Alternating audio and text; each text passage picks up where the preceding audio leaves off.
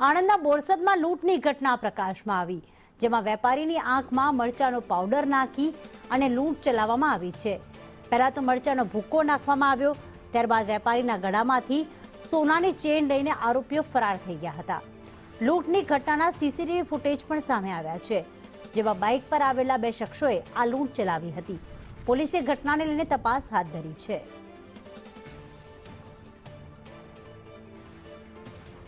તો વેપારી જઈ રહ્યો હતો અને તેણે 3.5 તોલાની સોનાની ચેન પહેરેલી હતી। ત્યારબાદ બાઇક પર બે શખ્સો આવે છે અને આંખમાં મરચાનો પાવડર નાખી દે છે અને તેના ગળામાં પહેરેલી ચેન લૂંટીને ત્યાંથી ફરાર થઈ જાય છે। પોલીસ દ્વારા હવે સીસીટીવીના આધારે તપાસ કરવામાં આવી રહી છે।